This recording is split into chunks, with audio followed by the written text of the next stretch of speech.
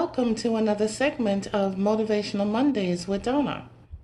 I pray that everyone is doing well, and if you're encountering any challenges, just remember that the Lord is ordering your steps and He will bring you out victoriously.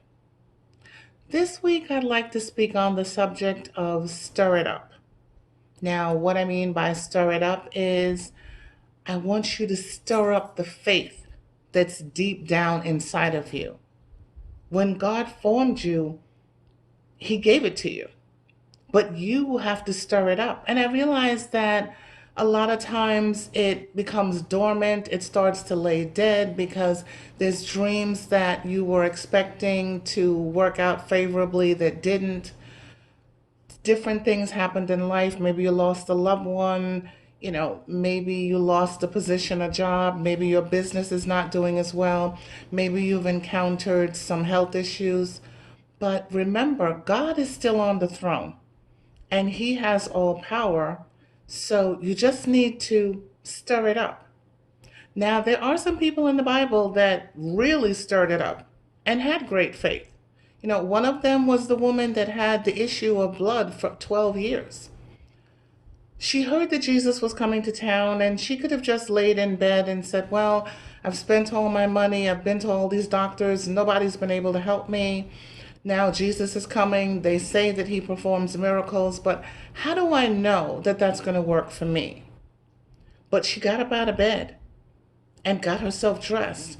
And even in her weakened state, she went to where Jesus was and pushed through the crowd and eventually was able to touch the hem of His garment, and automatically she was healed.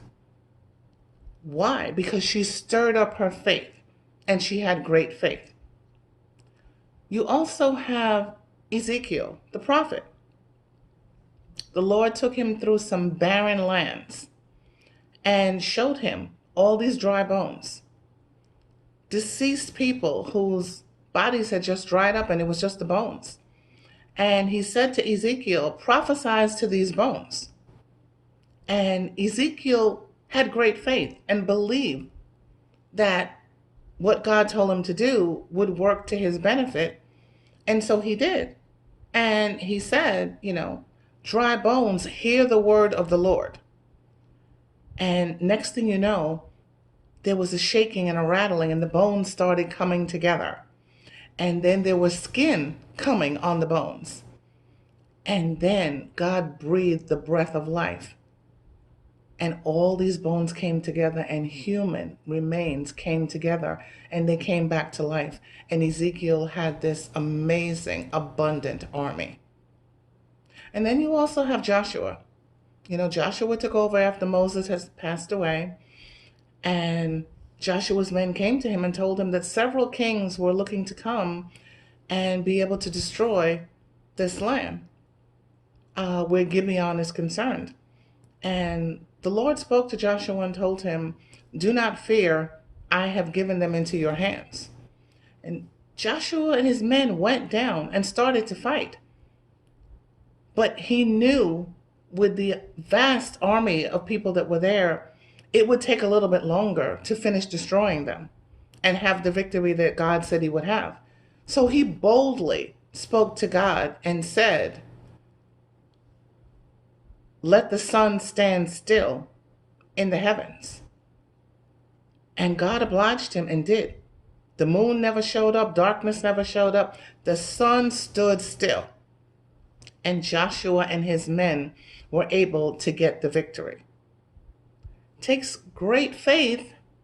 You have to be really stirred up to come to God that strong and ask for those things, knowing that He is going to grant them. So stir up your faith.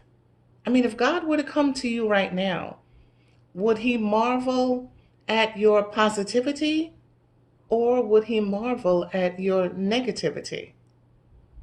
I've said this to you guys before. God has a part and you have a part. Don't keep God in a box. You have to really stir up your faith and know that God can do all things. Now, we always end our segments on gratitude. And there was a gentleman by the name of John Milton who was a poet, and an intellectual. And he had this to say on gratitude: gratitude bestows reverence, changing forever how we experience life and the world. When you're thankful, you see the world in a completely different light. And that's what you need to do. So remember, guys, this week, stir up your faith and keep your gratitude. Gratitude will take you to heights you've never thought you'd be able to get to. Have a great week, guys. Talk to you next week.